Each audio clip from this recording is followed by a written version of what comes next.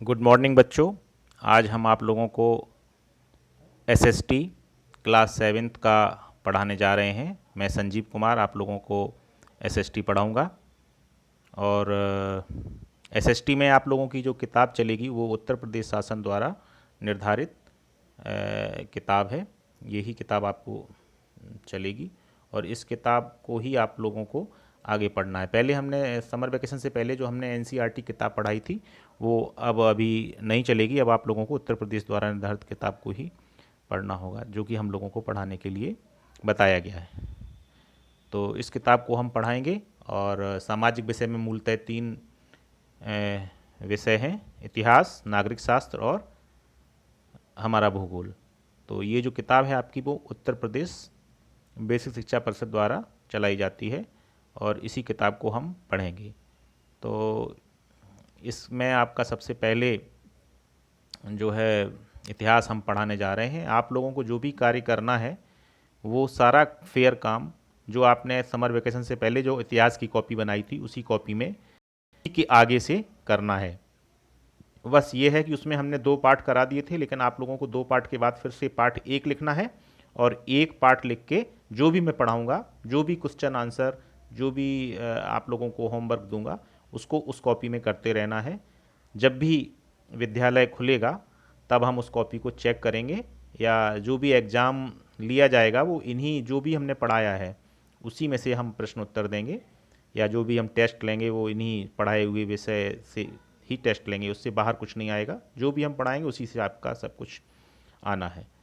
तो आज हम इतिहास का पहला पाठ पढ़ाने जा रहे हैं। तो इसमें सबसे पहले हम इतिहास का पहला पाठ हम पढ़ेंगे। उससे पहले थोड़ा सा यहाँ समझना ज़रूरी है कि इस पाठ में जो शब्द प्रयोग हुए हैं, जो शब्दों का बार बार चर्चा हुई है, उन शब्दों पे हम चर्चा थोड़ी सी पहले जो मानचित्र है उसके माध्यम से कर लेते हैं। तो सबसे पहले हम इसमें हम पढ़ेंगे, जो पाठ का नाम है वो क्या है, इस्लाम का भारत में आगमन।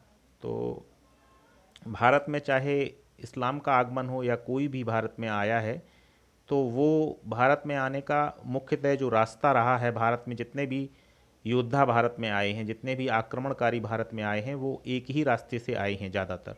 तो ये रास्ता जो है वो भारत के पश्चिमी भाग में है, जो इस समय वर्तमान में पाकिस्तान और पंजाब प्रांत जो है वो है। तो ये देखिए यहाँ पे आपको ये अफ़गानिस्तान दिख रहा है, ये अफ़गानिस्तान है। और इस ज़्यादातर जो आक्रमणकारी हैं वो किस रास्ते से भारत में एंटर हुए हैं, इस रास्ते से या इस रास्ते से या इस रास्ते से। तो ज़्यादातर जो आक्रमणकारी हैं इस रास्ते से भारत में एंटर हुए हैं। और इसके बाद भी अगर दूसरा रास्ता है, ये जो नीला जगह दिख रहा है, ये इसका मतलब ये समुद्री रास्ता है। तो समुद्री रास्ते से भी बहुत सारे जो है आक्रमणकारी आए हैं या यात्री आए हैं या व्यापारी आए हैं। तो वो जो व्यापार करने आते थे समुद्र रास्ते से भी आते थे। तो मूलतः जो है यही रास्ते हैं जहाँ से भारत में लोगों का आगमन हुआ है। जो भी विदेशी आए हैं वो ज़्यादातर इसी रास्ते से भारत आए हैं। तो आप लोगों को ये भी समझना आवश्यक है कि भारत जो देश है, इतना बड़ा देश है, उसमें ज़्यादातर लोग इस साइड से आए हैं। और आज हम जो चर्चा करेंगे आपके जो पहले पार्ट में है, इस्लाम का भारत में आगमन। इस्लाम का भारत में आगमन, जो इस्लाम धर्म है वो भारत में सबसे पहले कैसे आया और कब आया और इससे क्या लाभ हुआ, इससे क्या क्या परिवर्तन हुआ भारत में और क्या सीखा हमने, क्या उन लोगों ने हमसे सीखा, इसी सारी बात की हम इस पाठ में चर्चा करेंगे। और इस्लाम धर्म की शुरुआत कैसे हुई, इसकी क्या क्या शिक्षाएं हैं, किसने इसको प्रारंभ किया, तो इसके बारे में पढ़ेंगे। तो सबसे पहले हम इसमें थोड़ा सा ये बताना चाहेंगे कि जो इस्लाम है वो कहाँ से आया है। जो इस्लाम का जो नींव पड़ा है, सबसे पहले ये जो सेंट्रल एशिया है, ये पूरा एरिया इधर का है, इस साइड का जो एरिया है यहाँ पे इसका नींव पड़ा है। तो अरब देश की हम बात करेंगे। तो अरब देश का मतलब आप लोग ये समझिएगा कि आज के समय में जो जिसको हम संयुक्त अरब अमीरात बोलते हैं, उसमें 2 बहुत ही फेमस सिटी हैं, 2 बहुत ही फेमस शहर हैं, मक्का और मदीना। तो इस पार्ट में बहुत ज़्यादा चर्चा की गई है, इसलिए मैंने आप लोगों को नक्शे के माध्यम से पहले थोड़ा सा हिंट दिया है। तो अब हम लोग आते हैं अपने पाठ पे। तो पाठ का नाम क्या है? इस्लाम का भारत में आगमन। तो इस्लाम का भारत में आगमन कैसे हुआ इसके बारे में पढ़ते हैं। इस्लाम का उदय अरब देश में हुआ और धीरे धीरे पूरे विश्व में इसका प्रसार हो गया। देखिए फिर से सबसे पहले शब्द आया अरब देश में। अरब देश का मतलब वही जो मैंने अभी गोला किया था, गोला लगाया था कि भारत के पश्चिमी क्षेत्र में जो अरब देश है, जिसके दो बहुत ही फेमस सिटी हैं मक्का और मदीना, उसकी चर्चा हो रही है। तो वहाँ से इसका हुआ और पूरे दुनिया में फैल गया। 7वीं शताब्दी में भारत पर अरबों के आक्रमण के बाद भारतीय लोग इस्लाम से परिचित हुए और धीरे धीरे इस्लाम भारतीय संस्कृति का अंग बन गया। यानी कि भारत में सबसे पहले जो है कब आया? 7वीं शताब्दी में। जब हम 7वीं शताब्दी की बात कर रहे हैं, इसका मतलब ये हुआ 601 से लेके 699 तक का जो समय है वो 7वीं शताब्दी ही हम लोग बोलते हैं। तो इसी बीच कभी इस्लाम का भारत में आगमन हुआ है। तो अब पढ़ते हैं इस्लाम धर्म की शुरुआत कैसे हुई। तो इस्लाम धर्म की शुरुआत कब हुई? वहाँ के एक मक्का नामक शहर में सन 570 ईस्वी में हज़रत मोहम्मद का जन्म हुआ। उस समय अरब में अनेक छोटे छोटे कबीले थे जो लगातार एक दूसरे से लड़ते रहते थे। ये लोग बहुत सारे देवी देवताओं की पूजा करते थे। हज़रत मोहम्मद इन कबीलों के बीच आपसी सौहार्द एवं भाईचारा बढ़ाने के लिए यह संदेश देने लगे कि ईश्वर एक है, एकमात्र अल्लाह की सीधी और सरल तरीके से प्रार्थना करनी चाहिए। मोहम्मद साहब ने कहा कि अल्लाह को मानने वाले सब लोग बराबर हैं और एक हैं। यानी कि जो आपस में सब कबीले लड़ते रहते थे, तो ऐसे एक व्यक्ति का जन्म होता है 570 ईस्वी में, जो ये कहता है उन कबीलों से कि आपस में लड़ना ठीक नहीं है, आपस में मिलजुल के रहो और हम सब लोगों के जो ईश्वर है, हम सब लोगों का जो अल्लाह है वो एक है, इसलिए हम उसी की संतान है। आपस में लड़ने का मतलब जैसे आपस में भाई लड़ते हैं इस तरह से, तो ये ठीक नहीं है। तो प्रारंभ में मक्का शहर के कई लोग ने मोहम्मद साहब की बातों का विरोध किया। अब जब कोई संस्कृति जब चलन में होती है और कोई जब कुछ बताता है तो उसको खरा उतरने के लिए समय लगता है। तो मोहम्मद साहब ने जब इन बातों का कहा तो कई लोग उसका विरोध करने लगे कि यार ये क्या नई नई बात बता रहे हैं हमको, और इस तरह की बात कैसे हो सकती है। तो उनका विरोध इतना ज़्यादा हुआ तो वो उनको मक्का जो शहर था जहाँ उनका जन्म हुआ था, जो उनका जन्म स्थान था, उसको छोड़कर 622 ईस्वी में दूसरे शहर में मदीना में जाना पड़ा। मदीना लगभग मक्का से 400-500 किलोमीटर दूर है। यह जाना हिजरत कहा जाता है।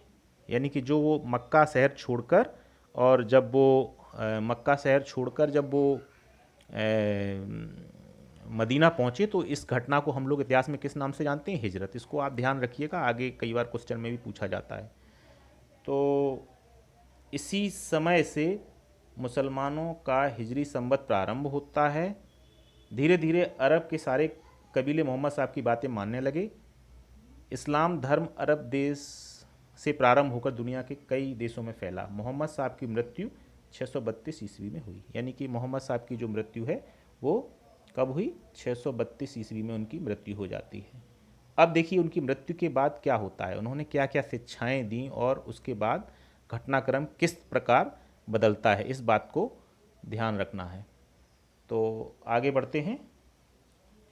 मोहम्मद साहब की मृत्यु के बाद हम यहाँ देखते हैं कि इस्लाम के 3 बुनियादी सिद्धांत दिए उन्होंने। क्या? समता, समानता और बंधुत्व। इस्लाम धर्म में लोग मानते हैं अल्लाह एक है और वे उसके बंदे हैं तथा हज़रत मोहम्मद अल्लाह का पैगाम, पैगाम का मतलब संदेश, लाने वाले पैगंबर हैं। यानी कि जो ईश्वर से हमारे पास संदेश ला रहा है उसको उन्होंने पैगंबर का नाम दे दिया।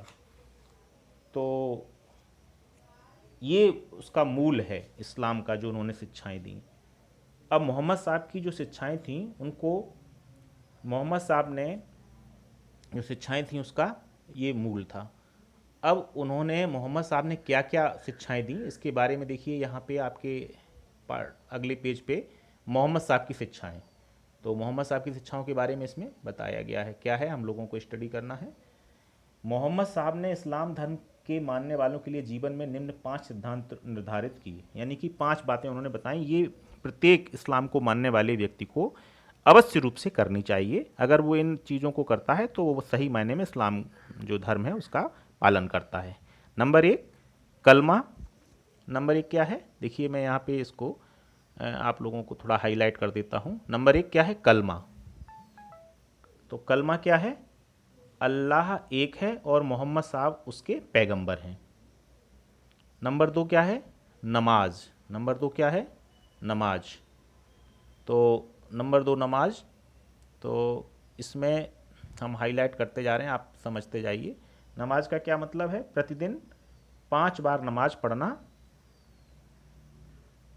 फिर उसके बाद आता है नंबर रोज़ा। उसके बाद नंबर आता है रोज़ा।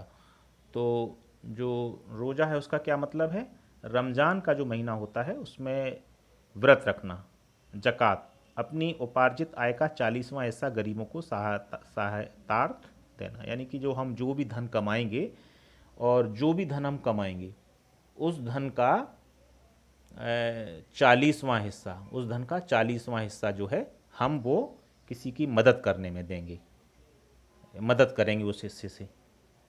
तो ये बहुत ही नेक काम के बारे में बताया उन्होंने उस समय। उसके बाद सबसे लास्ट में दिया गया हज, यानी कि पूरे जीवन में एक बार मक्का की तीर्थ यात्रा करना।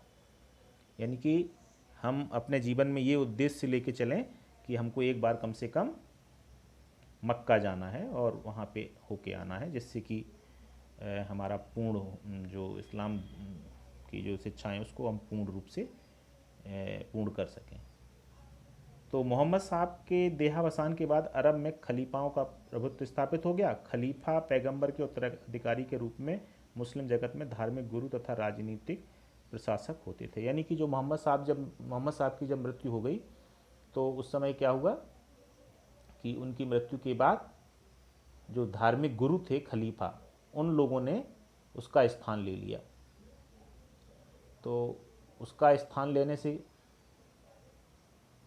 आगे जो राजनीति थी वो पूरी तरह से राजनीति और शासन जो है उनके हाथ में चला गया। ये खलीफा कौन होते थे, ये खलीफा लोग होते थे जो धार्मिक गुरु होते थे।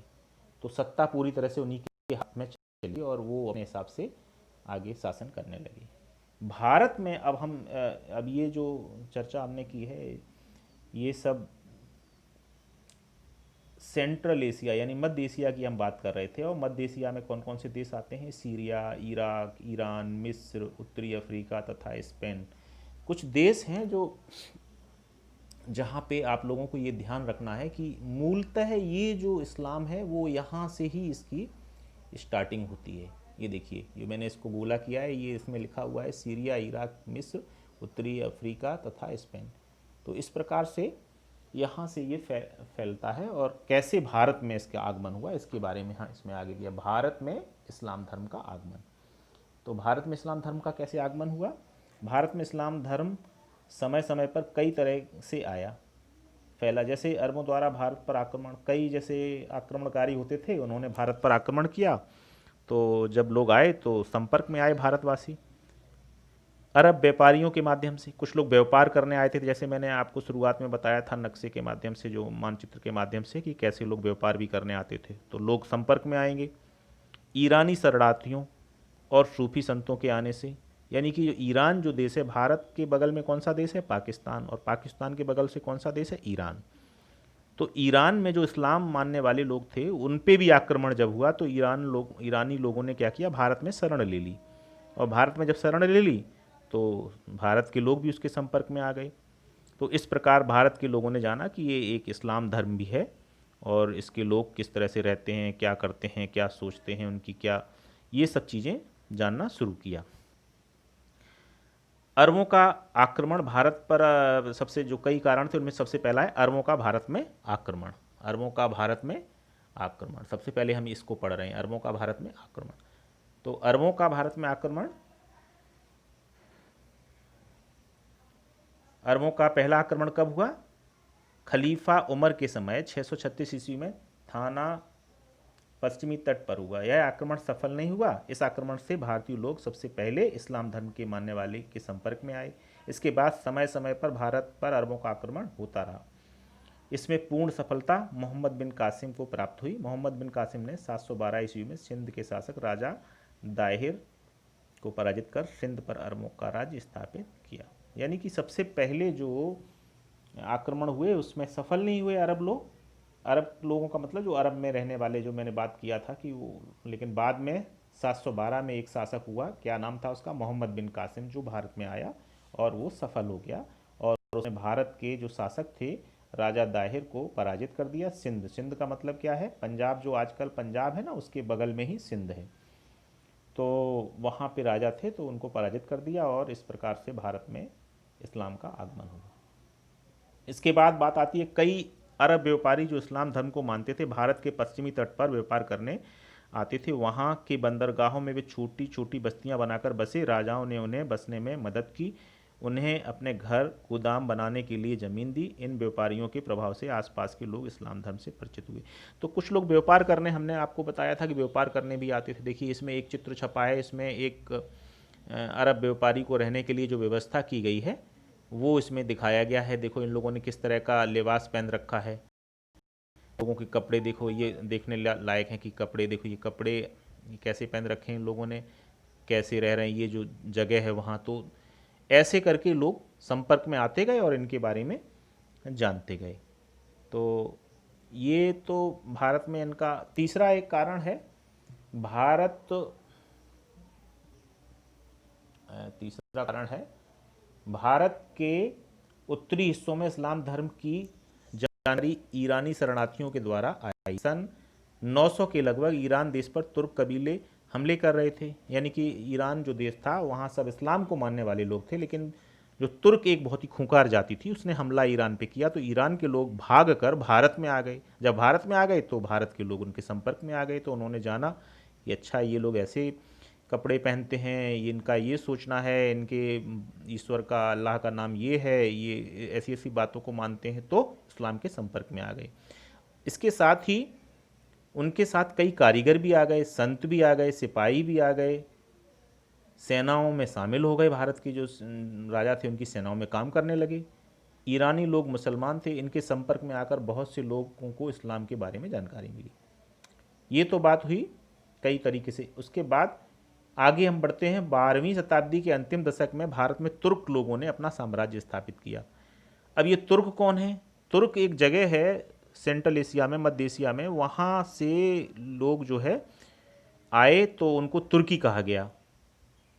तुर्की, तुर्क लोग आए, तुर्की लोग आए, तो वो लोग भी इस्लाम को मानने लगे थे और वो आए भारत में, जब रहने लगे तो वो भी, उससे भी भारत में तुर्कों के साथ बड़ी संख्या में ईरानी, अफगानी और खुरासानी लोग भारत में आकर बसे। 12वीं शताब्दी से 16वीं शताब्दी के बीच कई ऐसे संत हुए, जैसे कबीर, कबीर का नाम आप सभी लोगों ने सुना ही होगा, नानक, तुकाराम, रामानंद, जिन्होंने साधारण भाषा में दोहे और गीत गाए। यानी भारत में जो एक समय था जब ये कबीर और नानक और तुकाराम ये सब लोग थे, तो इसको एक अलग ही काल के नाम से जानते हैं, भक्ति काल के नाम से जानते हैं। और इसी काल में जो इस्लाम को जानने वाले लोग भारत में आ गए उनको हम लोग सूफी संत के नाम से जानते थे। जिस तरह से कबीर साहब, नानक साहब अब संदेश लोगों को देते थे और जो समाज में जो चीज़ें फैली हुई थी, जिनको लोग अंधविश्वास या उनको दूर करने के लिए ये लोग वचन देते थे, उसी तरह जो इस्लाम को मानने वाले जो लोग वचन देते थे उनको सूफ़ी संत कहलाने लगे। इसी तरह के एक बहुत ही फेमस सूफ़ी संत थे ख्वाजा मोइनुद्दीन चिश्ती, और पंजाब में थे बाबा फरीद, दिल्ली में निज़ामुद्दीन औलिया। ये जो सब सूफ़ी संत हैं ये बहुत ही फेमस सूफ़ी संत हैं। इन्होंने भी भारत में आके एक सौहार्द का वातावरण कायम किया और ये सूफ़ी संत कहलाए। सूफ़ी संतों के विचार भक्तों के विचार से मिलते जुलते थे। यानी कि भक्तों की जब हम बात करते हैं तो किसकी बात करते हैं? कबीर, नानक, तुकाराम, रामानंद। तो इनके विचार आपस में एक दूसरे से मेल जोल खाते थे। तो इन सब में एक कॉमन बात थी। वो कॉमन बात क्या थी? कि सच्चे दिल से अल्लाह को प्रेम करना और अपने बुरे कामों पर पश्चाताप करना अल्लाह को पाने का सही तरीका है। इन संतों के विचारों की मदद से हिंदू और मुसलमान लोगों ने एक दूसरे के धर्म को समान बातें समझी। यानी दोनों ही, चाहे वो इस्लाम को मानने वाला हो, चाहे वो कबीर को मानने वाला हो, चाहे नानक को, चाहे तुकाराम को, चाहे रामानंद को, उनके एक जो कुछ बातें ऐसी थीं जो सब में कॉमन थी। लोगों के बीच यह विचार बैठने लगा कि एक ही ईश्वर है, उसे अल्लाह, ईश्वर, परमेश्वर, भगवान जैसे नामों से जाना जाता है। यानी कि इन्होंने जो बातें बताई वो लोगों की समझ में आने लगी कि ईश्वर एक ही है, लोग बस नाम अलग अलग उसके हैं। अब मिलने जुलने से क्या फ़ायदा हुआ, देखो आपके इस पाठ में ये बताया गया है कि मिलने जुलने से फ़ायदा क्या, मिलने जुलने से फ़ायदा हुआ। तो ये मिलने जुलने से क्या फ़ायदा हुआ इसके बारे में हम पढ़ते हैं। जब दो अलग अलग संस्कृति के लोग आपस में मिलते हैं तो एक दूसरे से बहुत कुछ सीखते हैं। जब अरबी लोग भारत आए तो वे अपने साथ वहाँ के रीति रिवाज, धर्म लाए। अरबों तथा भारतीयों ने एक दूसरे से बहुत कुछ सीखा। इससे इनके रहन सहन तथा जीवन में बदलाव आया। अरबों ने कई भारतीय ग्रंथों का अरबी में अनुवाद किया। अब ये लोग जब आए तो उन्होंने यहाँ भारत के बारे में बहुत कुछ सीखा और भारतीयों ने उनके बारे में बहुत कुछ सीखा। तो यहाँ पे सबसे इम्पोर्टेंट चीज़ है, ये आप लोग इसको लर्न कर लीजिए, ये हमेशा काम आएगा आपके। सबसे पहले है भारत ने अरब लोगों से क्या क्या सीखा। तो भारत ने अरब लोगों से क्या क्या सीखा, भारत ने अरब लोगों से जो सीखा उसको देख लीजिए। भारत ने अरब लोगों से क्या क्या सीखा। सबसे पहले कागज बनाना, चरखे से सूत काटना, सिले हुए कपड़े से सलवार कमीज बनाना। ये हम लोग नहीं बनाते थे, ये अरब लोग बनाते थे, हम लोगों ने उनसे सीख लिया। और खान पान, कचौड़ी, समोसा, आजकल समोसा का नाम सुनते ही मुंह में पानी आ जाता है। तो सबसे पहले समोसा हम लोगों ने किससे बनाना सीखा, अरब लोगों से। तो ये चीज़ आप लोगों को याद रखनी चाहिए कभी भी, कि ये पूछा जा सकता है एग्ज़ाम में भी कि हमने ये सब चीज़ें कहाँ से सीखी हैं। तो ये आपके कोर्स में भी है और आपकी रोज़ एक जानकारी के लिए भी है। तो अरबों ने जो भारतीयों से सीखा वो क्या क्या सीखा, यहाँ ये नोट कर लीजिए।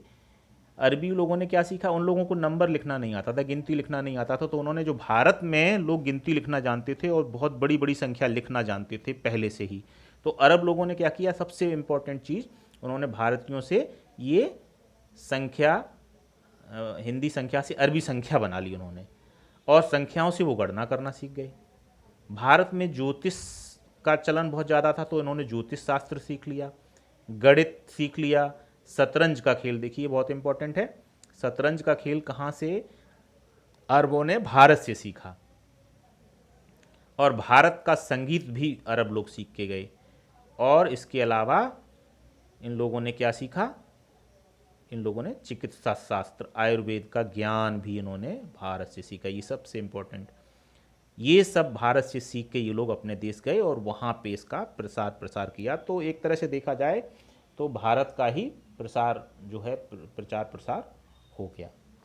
अब यहाँ पे सबसे इम्पोर्टेंट चीज़ है, देखो इसमें इस पाठ में 3 तरह के नंबर दिए गए हैं। ये नंबर आप लोगों को दिखाई दे रहे हैं कि जब अलग अलग संस्कृतियाँ आपस में मिली तो किस तरह से एक दूसरे के नंबर को कॉपी किया उन्होंने और एक दूसरे के नंबर को कैसे उन्होंने सीखा।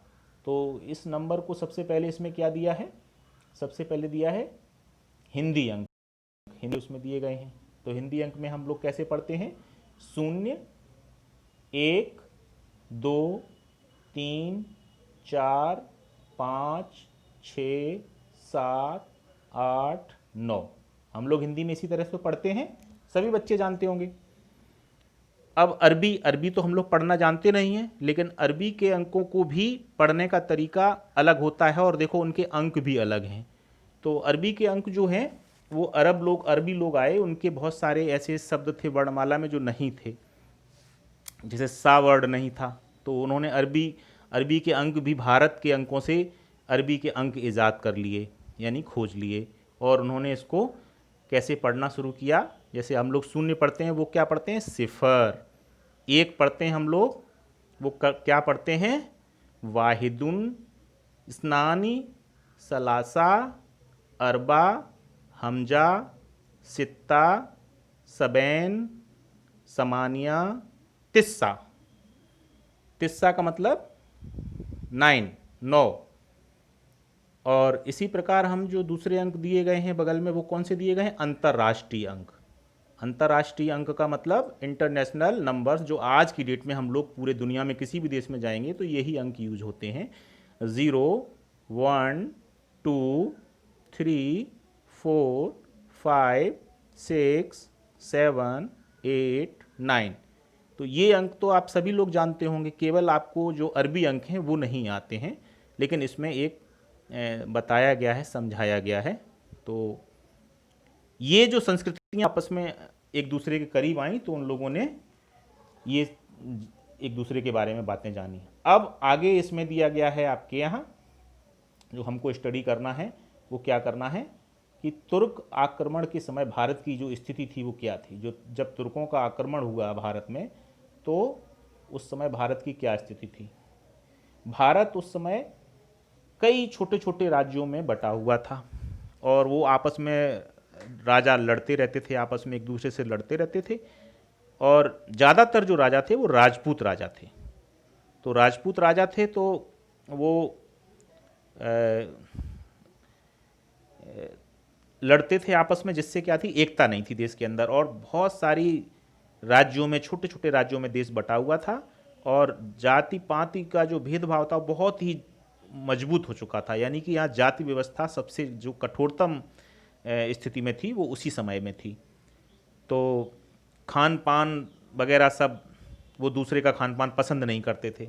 यानी कि कोई अगर दूसरा बाहर का अगर आदमी आ रहा है तो उसको बहुत ज़्यादा मन से नहीं ये लोग एक्सेप्ट करते थे।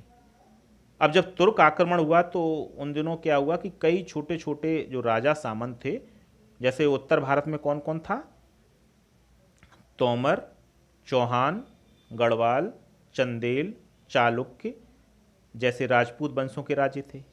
और तुर्कों का जो राज्य था वो ईरान, अफगानिस्तान और तुर्कमेनिस्तान में था। भारत में अपना राज्य फैलाने के लिए आक्रमण करना प्रारंभ कर दिया। जब तुर्क के लोग थे उन्होंने भारत की तरफ बढ़े। तो सबसे ज़्यादा जो फेमस है आक्रमणकारियों में नाम, वो आप लोगों ने सुना होगा। ये देखिए चित्र छपा हुआ है, महमूद गजनवी। ये जो चित्र दिया गया है ये देखिए, ये इसने भारत में सबसे ज़्यादा आक्रमण किया, महमूद गजनवी। इसने भारत में 17 बार आक्रमण किए। अब इसका आक्रमण करने का उद्देश्य, एकमात्र उद्देश्य ये था कि भारत में आके यहाँ धन दौलत जो है यहाँ के मंदिरों में बहुत ज़्यादा थी, तो उसको लूटना और उस धन दौलत को ले जाके अपने देश में विकास करना।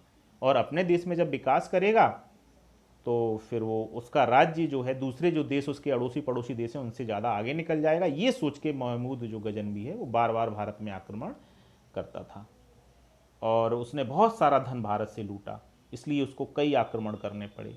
कभी भी वो भारत में शासन करने के लिए नहीं आया।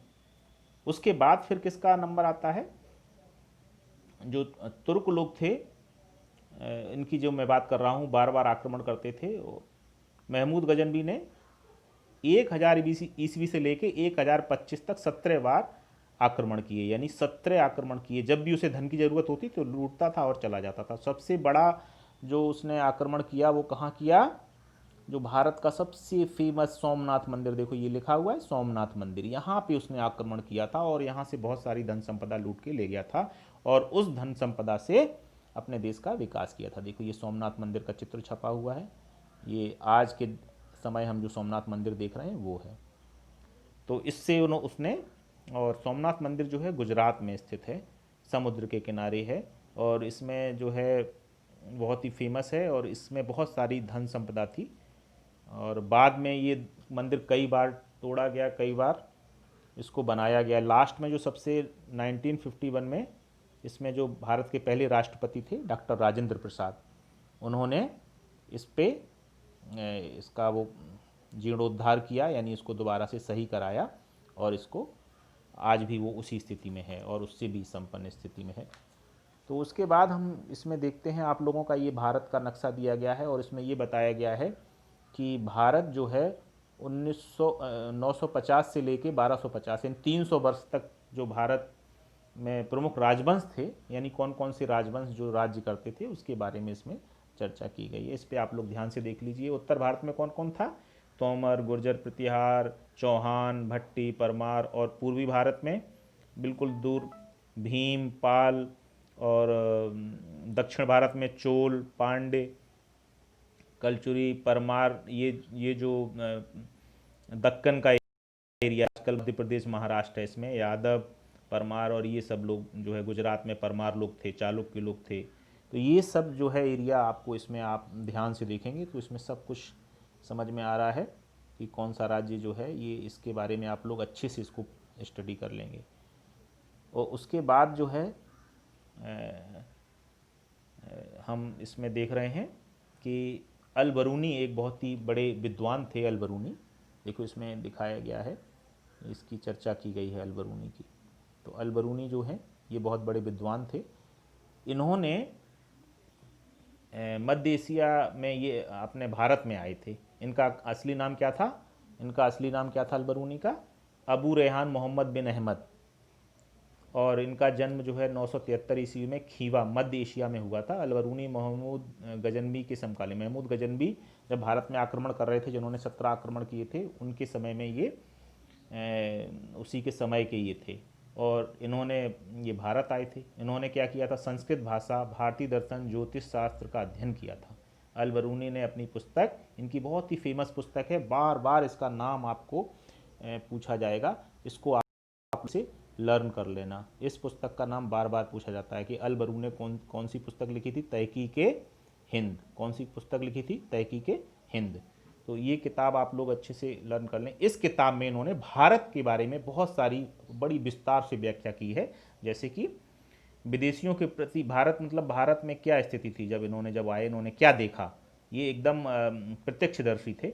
विदेशियों के प्रति यहाँ के लोगों के विचार बहुत संकुचित थे। विदेशियों के तौर तरीके, पहनावे, तरीके, खान पान उन्हें नहीं, यानी विदेशियों से, भारत लोग विदेशियों को पसंद नहीं करते थे और उनको क्या समझते थे? मलेच्छ, यानी कि उनसे दूर, मलेच्छ समझते थे, इनको दूर रहना, इनसे बिल्कुल कोई दूरी बना के रखना। भारत के लोग अपने पारंपरिक व्यवसाय को ही अपनाते थे, यानी जो उनके फादर कर रहे हैं वही बच्चे, यानी भारत में जाति प्रथा का जो है स्थिति बहुत ही ठोस हो चुकी थी। जाति प्रथा यानी कि पारंपरिक व्यवसाय को ही करते थे, यानी कि जो कुम्हार का बेटा कुम्हार बनेगा और जो काम जो कर रहा है उसका लड़का भी वही काम करेगा। सभी को भोजन अलग थाल में परोसा जाता था। वे एक थाल में नहीं खाते थे, यानी आपस में, इनको ये इन्होंने बताया कि लोग मिलजुल के नहीं रहते हैं और सब एक दूसरे से दूरी बना के रहते हैं, यानी भारत में आपस में ही फूट थी। भारत में लोग दैनिक कार्य को करने में सगुन को महत्वपूर्ण मानते थे, यानी कि वो सगुन बहुत आज भी लोग मानते हैं उस चीज़ को। हिंदुओं में ईश्वर के प्रति सम्मान और विश्वास है। उनका मानना है कि ईश्वर एक है, अनादि अनंत है, स्वतंत्र है, सर्वशक्तिमान है, सर्वज्ञ, सबसे बुद्धिमान, जीवन दाता, शासक है, यानी ईश्वर को सबसे ज़्यादा स्थान ये लोग देते हैं। भारतीय खगोल एवं खगोल विज्ञान व्यवस्था 5 सिद्धांत के रूप में दी गई है। पृथ्वी और ग्रह, उनका आकार और घूमना, सूर्य और चंद्रग्रहण, अक्षांश और देशांतर, ये सारे के बारे में यानी भारतीयों को पता था। ये अल बरूनी साहब लिख रहे हैं। भारतीय गणितज्ञ तथा खगोल शास्त्री योग्य हैं। अल बरूनी कह रहे हैं कि जो भारतीय गणितज्ञ हैं वो, ये देखिए इन्होंने यहाँ पे स्पष्ट लिखा हुआ है, यहाँ पे ये देखिए, यहाँ भारतीय खगोल शास्त्री, इसको ध्यान से पढ़िएगा, ये योग्य हैं निष्कर्ष, लेकिन उन्होंने इस ज्ञान के निष्कर्ष पर ध्यान नहीं दिया। पृथ्वी, तत्व, अंतरिक्ष तथा समय और इसके विभाजन में पुराणों में वर्णित पारंपरिक विचारों को ही भारतीयों ने मान्यता दी। तो ये सब विचार जो है वो किसने दिए हैं? अल बरूनी। अल बरूनी एक बहुत ही बड़े विद्वान हैं जो भारत में उस समय आए थे जब महमूद गजनवी ने भारत में 17 बार आक्रमण किए थे। तो इन्होंने यहाँ के बहुत सारे धर्म ग्रंथ पढ़े और भारत के बारे में जो उन्होंने व्याख्या की, इसको सबसे ज़्यादा इंपॉर्टेंट माना जाता है और सबसे ज़्यादा अच्छा प्रमाण माना जाता है। आप लोगों को इस बात पे ध्यान रखना। उसके बाद आगे आते हैं कि मोहम्मद गौरी। मोहम्मद गौरी कौन थे? ये अफ़गानिस्तान के थे। जो अफ़गानिस्तान कहाँ है? भारत के पड़ोसी देश है अफ़गानिस्तान। तो जो मैंने आपको पाठ शुरू करने से पहले बताया था कि जिस रास्ते से भारत में शासक आते हैं, अब जो आक्रमणकारी आते थे, वही अफ़गानिस्तान का रास्ता है। अफ़गानिस्तान से होते हुए भारत में घुसते थे। तो मोहम्मद जो गौरी है वो अफ़गानिस्तान नामक स्थान था, उसने गजनी पर 1173 से 74 ईस्वी में अधिकार कर लिया और गजनी का शासक हो गया। और भारत में उसका पहला आक्रमण मुल्तान पर हुआ। कब हुआ? 1175 में। कब हुआ? 1175 में। और लेकिन मुल्तान पर विजय करने के बाद गौरी ने गुजरात पर आक्रमण किया। यहाँ उसे चालुक्य वंश के राजा मूलराज ने हरा दिया और उसको वापस जाना पड़ा। इस पराजय के बाद गौरी ने आक्रमण का मार्ग बदल दिया। अब जब वो समझ गया कि यहाँ नहीं जीत पाएंगे तो वो दूसरे रास्ते से भारत में आया। अब दूसरे रास्ते से आया तो उसको कौन मिला? उसको मिला दिल्ली के जो शासक थे चौहान। और चौहान जो थे, पृथ्वीराज चौहान का नाम आप लोगों ने सुना होगा, बहुत ही फेमस थे और बहुत ही बड़े योद्धा थे। और इनका मुकाबला जो मोहम्मद गौरी था वो पृथ्वीराज चौहान से हो गया। तो पहला जो युद्ध हुआ पृथ्वीराज चौहान और मोहम्मद गौरी के बीच, उसमें उसको तराइन नामक जगह पे हुआ था। तो उसमें ये 1191 में, तो उसमें ये मोहम्मद गौरी बुरी तरह से हार गए, क्योंकि पृथ्वीराज चौहान जो है वो चौहान वंश के थे और बहुत ही ज़्यादा शक्तिशाली राजा माने जाते थे उत्तर के। तो इन्होंने इनको हरा दिया, लेकिन मोहम्मद गौरी ने हार नहीं मानी। और मोहम्मद गौरी ने हार नहीं मानी तो क्या किया? अगले अगले साल जो है, अगले साल तैयारी करके ये आया और इसने आक्रमण कर दिया भारत पर। और जब भारत पर आक्रमण कर दिया तो तराइन का दूसरा युद्ध हुआ। कब हुआ तराइन का दूसरा युद्ध? ये आप लोगों को ध्यान रखना है, ये डेट वगैरह थोड़ा सा दिमाग में रखना है। 1192 में हुआ तराइन का दूसरा युद्ध। और इसमें क्या हुआ? पृथ्वीराज चौहान की हार हुई और उनको बंदी बना लिया गया। जब पृथ्वीराज चौहान की हार हो गई, उनको बंदी बना लिया गया, तो उस पर भारत पूरी तरह से जो है मोहम्मद गौरी के हाथों में आ गया। क्योंकि फिर पृथ्वीराज चौहान जैसा कोई बहुत ही बड़ा योद्धा बचा नहीं। और पृथ्वीराज चौहान के ही साथ जो है एक और शासक थे जयचंद। वो आपस में, पृथ्वीराज चौहान और जयचंद की आपस में लड़ाई होती रहती थी। तो इसलिए उसको मोहम्मद गौरी को आसानी हो गई। पहले पृथ्वीराज चौहान को हराया, फिर जयचंद को हराया और पूरी तरह से पूरे उत्तर भारत पे इनका, यानी कि दिल्ली तक इनका अधिकार हो चुका था। और इस प्रकार से मोहम्मद गौरी उत्तर भारत में एक शासन करने लग गया। तो 1192 का तराइन का युद्ध जो है वो बहुत ही निर्णायक हुआ। क्यों निर्णायक हुआ? क्योंकि इसमें मोहम्मद गौरी की जीत हुई और तुर्कों के लिए भारत के द्वार खुल गए। और तुर्क लोगों ने सबसे पहले शासन आरंभ करना शुरू कर दिया, जिसकी चर्चा हम अगले पाठ में पढ़ेंगे कि तुर्कों ने भारत में शासन कैसे किया। लेकिन यहाँ पे हम ये देखते हैं कि जो मोहम्मद गौरी और पृथ्वीराज के बीच में जो युद्ध हुए, दोनों तराइन का प्रथम युद्ध और तराइन का दूसरा युद्ध, ये बहुत ही इम्पोर्टेंट है। तराइन जो है वो हरियाणा के पास एक जगह है। तराइन जो कहाँ है? हरियाणा है आजकल, उसमें एक जगह है, उसको तराइन, वहाँ पे युद्ध हुआ था इन दोनों के बीच। अब ये समझना भी जरूरी है कि तुर्कों की जीत हो गई और भारत के इतने बड़े सेना के साथ जो पृथ्वीराज चौहान इतने बहादुर थे, क्यों हार गए? इसके कई कारण हैं, उस पर चर्चा थोड़ी सी आपके इस पाठ में की गई है।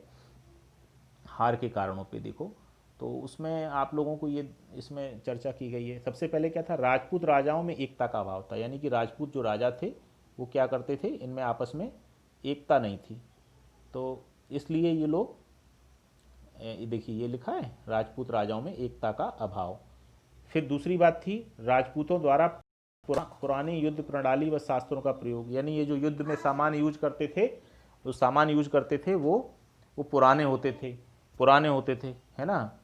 और तुर्क सेना के पास अच्छी नस्ल के घोड़े और फुर्तीले, यानी तुर्क सेना के पास घोड़े थे बहुत फुर्तीले। ये लोग क्या हाथी से युद्ध करते थे या पैदल युद्ध करते थे। तुर्क सैनिकों का कुशल उनके पास तीरंदाज बहुत अच्छे होते थे। भारत में तीरंदाज होते थे लेकिन उनकी संख्या कम होती थी और इतने कुशल नहीं थे जितने तुर्कों के पास थे। भारतीय समाज में व्याप्त ऊंच नीच एवं छुआछूत की भावना। यानी फिर वही बात आ गई कि भारत में जो आपसी, जो इनकी जो विघटित था जो अपना भारत, इस वजह से तुर्कों को बहुत फ़ायदा हुआ इन लोगों को फूट डालने में और इन लोगों को एक साथ होकर न लड़ पाने की वजह से। तो ये आपका चैप्टर 1 था जिसको मैंने आज पढ़ाया है। और इसके प्रश्न उत्तर के बारे में हम अगली क्लास में डिस्कस करेंगे और सारे प्रश्नों के उत्तर जो है, इनके क्या आंसर लिखने हैं वो हम आपको बताएंगे। उसके बाद हम आपको इसके उत्तर भेजेंगे, वो आपको फेयर कॉपी में करना है। आज का आपका होमवर्क ये है कि आज ये सारा जो पाठ हमने समझाया है इसको आप लोग अच्छे से पढ़ के समझ लें। मैंने समझाया है, जब आप इसको पढ़ेंगे तो आपको ज़्यादा समझ में आएगा। ठीक है, थैंक यू, मिलते हैं अगले क्लास में। ओके।